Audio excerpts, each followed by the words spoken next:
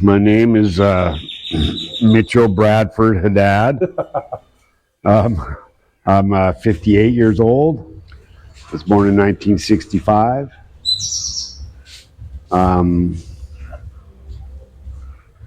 I live in Lode Marcos, which is a small town in Nayarit, Mexico. And I'm here doing an interview with my friend Burke. Thank you for taking the time, Brad. I really appreciate it. I know that putting people on the spot can sometimes feel awkward, and this isn't it's opposite of my intention. It's really like we discussed. Having people take a few moments and share something about their lives. I'm trying to ignore the camera and to just have a conversation with you. So perfect. I try to make it very given how a lot of people do interviews, I've tried to make this as unobtrusive as possible. But do I look okay? You look great. You look perfect. No, it's great, and I really appreciate it. So thank you. So as we were talking, the one question that seems to be resonating for everybody is, if you had a moment to tell your younger self something, what would that be? What age do you think that younger self would be, and what would you tell them? What would you share with them looking back on choices or experiences or opportunities that you've had in your life, and what would you want to have done different? And I know that there's the whole adage, we are exactly who we are because of the decisions that we've made, but I think we all have, and it's not about regret. For me, it's more about a learning opportunity. I don't want this to be, about regretful decisions and things like that. But if that's the case for some people, then so be it. I don't know if regret's even the right word for me. If I was having a conversation with the younger self, anywhere between the ages of 13 and 15, or maybe even older, but anyways, around from the age of about 13, I've done a lot of. I've made a lot of mistakes, as we do as we're growing up, and one of the things that I believe drove a lot of my life was the shame that I had around that stuff, and the shame is all self. It's all comes out of self, right? I did a lot of stuff that I'm ashamed of, and I let that shame kind of rule my life and hold me back, and maybe even make me spiritually sick, and instead of just going, okay, well, you're going to make mistakes and you're going to do things that you're not too proud of, and that you might have to make apologies for, you might lose friends because of, and you might lose, relationships because of it, but don't let that stuff rule your life, and just learn from those mistakes and try to move on, and because I just really believe that's some of the stuff that held me back growing up, was all the stuff that I was ashamed of. I grew up in hippie communes, and I was ashamed of that. I was ashamed when I went to visit my cousins who lived in Walnut Creek, California, in their 3-story house and with a pool, and they got haircuts and they bought clothes that were brand new, and so I was ashamed of how my clothes were coming out of dumpsters, and I was ashamed of my dad when he came to pick me up at school in his sequin vests and and stuff like that, and that's all stuff I grew up being ashamed of, and then later on I started taking actions that would make me ashamed of my the stuff that I did sexually, and the stuff that I did physically, and the stuff that I did not putting myself through, not being more, not being more interested in an education instead of just going out and partying, and so just all the situations I put myself into that I was ashamed of.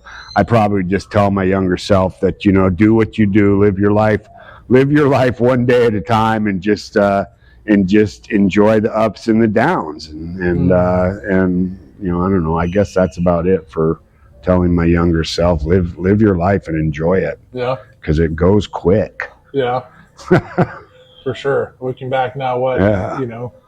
45 years later from your 13-year-old self, and it's crazy. It's like already I'm here, 58 years old, and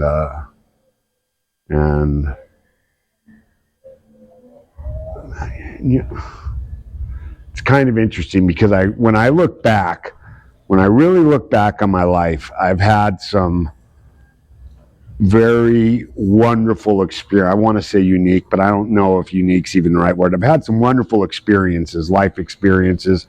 I've done some traveling. I've had some great jobs. I've met some really great people, and I've been in some horrid places, and I've had some horrid jobs, and I've met horrid people, but it all just goes by so quick. And I'm sitting here right now, living in this little community in Mexico, and life is pretty good, and I've had a pretty good life. There's a lot of things that I maybe would have liked to have done that I haven't done yet, but I don't really regret that because I've done a lot of really interesting things and fun stuff, and I've had some great life experiences that brought me to where I'm at today, which I believe today I'm a person of principles, and I try to do my best to be a good person, and to be a part of this community I live in, and to be a part of the universe in general. So, yeah. Touching on those old experiences can certainly be a lot. Looking back, I too carried that same stuff. I sober the first time at 17, and I was like, oh my God, the shit that I was dealing with, and obviously not hippie communes and things like that, but there was certainly like, oh yeah, okay, stuff to deal with, and but yeah. So living life one day at a time. What does that mean to you now? I don't even know. All I know is, I'm in a 12-step program. I'm a recovering alcoholic, and I've been struggling with drugs and alcohol all my life. And again, struggling isn't even the right word. I've been using drugs and alcohol all my life, and for the most part, it worked out pretty well. But I've had some hard times with it, and I was homeless for 5 years, and I've lost relationships. But anyways, today, one day at a time, just kind of. I'm trying to live my life by the principles outlined in the 12 steps of Alcoholics Anonymous, and which is not easy because it goes against all my my habits and instincts and self-preservation, and just trying to go, okay, well, I'm just gonna let the universe pull me into the middle of the river and keep me out of the eddies, and keep me from hitting the rocks, and just float me straight down the center and not try to swim against it so much. And I mean, that's all I can think of, like right now, one day at a time means to me is just trying to stay in the middle of the flow of life, and not get in the way too much, because it always seems like when I try to push life in the direction I think it should be going, I'm not saying it always ends up bad, but I find that it usually ends up a lot better if I just flow with the ebb of life instead of trying to swim to the sides and grab onto rocks and branches and stuff. There's always a lot of resistance there, and so one day at a time just means trying not to be so resistant to life, I think. And just let it flow. And when I do that, it seems to be pretty nice. Yeah. Yeah. I know you've had a lot of struggles, even over the last couple of years. And, you found some new resources, and you made some really conscious decisions to change your life around a lot of those things. And it's certainly noticeable. I know, other people see it too. They're like, oh yeah, Brad has changed. Like, things are different than, what they were, in the last 4 years, at least, that you've been in Lo de Marcos, for sure. Yeah, I was having a hard time for the first little while down here. But yeah, that again, it just all comes, like you said, you know, I had to make a decision to make these changes in my life. And then, you know, they have that old saying, if there's 3 frogs and they're on a log and 2 of them make a decision to jump off, how many frogs are left? Well, there's still 3 because they just made a decision. Once you make the decision, you still have to follow through on the action that you take to do it. And so, you know, one day at a time, I take that action, you know, and I've been doing it now every day for about 11 months. And that's amazing. And things are, you know, and you know, I don't know how much I've changed or if I've changed or anything like that. All I know is that I'm not miserable today, and I'm actually pretty happy. And I'm not. Again, it comes down to fighting life. You know, life can be a battle, and if you decide to take it on, you know, and I think life's much more powerful than me. So, so you know, just not fighting it. And, yeah. Tired of getting your ass handed to you? Yeah. Yeah, for sure. Well, thank you very much. I appreciate that. I think that, you know, it's funny. I don't know if somebody would have told me, I don't even know in my teenage years if I could have grasped it. I'm like, you know, just live your life. Just go out there and, you know, do those things. And God, you know, what decisions would be different? And I don't really know. And, you know, obviously we can't go back and affect those things, but I think there is an aspect of, you know, of conscious, you know, contemplative reflection, you know. I forget the philosopher that said it, you know, that, you know, an unexamined life is hardly worth living, you know, and, you know, and I know through 12 steps and recovery and all that, you know, we look at those things, you know, and those things give us a pathway towards, oh, this didn't work. Oh, this does work. Oh, this is what makes me happy and this is what doesn't.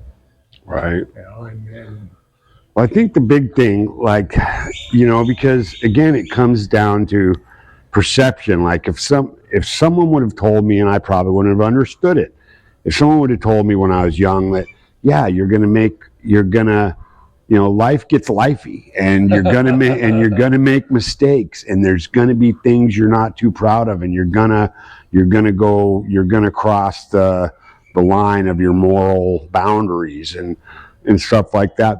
I mean, I believe, you know, that almost everyone does that at some point in time in their life, but it's what you do after that, right? It's like, don't let that be your driving force. Don't let that hold you back from doing things. Understand that you do things in life that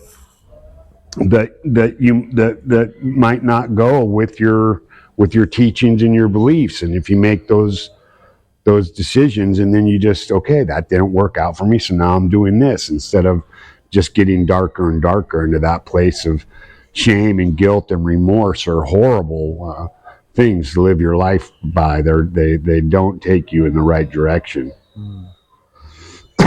So, you know, just, I don't know, I hear it a lot in the meetings I go to, get over yourself already, you know. It's like, so you made a mistake, so what? Yeah. You know, what are you going to do next? Yeah, absolutely. Yeah, what are we going to do with the information that we have? Yeah. You know, and like I said, I don't know what would have changed in my life. You know, I think I would have changed some things. I don't know. Okay, you know. But, you know, I'm grateful for the opportunity, you know, like all that shit, you know, the good, the bad, and the ugly. Yeah. You know, it makes us who we are today and gives us an opportunity to become something that we, you know, might not have otherwise become. For sure. Okay, well, thank you very much. That's it? Yeah. Perfect. Yeah. I like this interview. Nice and short and sweet. You're welcome, man. Absolutely. I hope it helps. Thank you.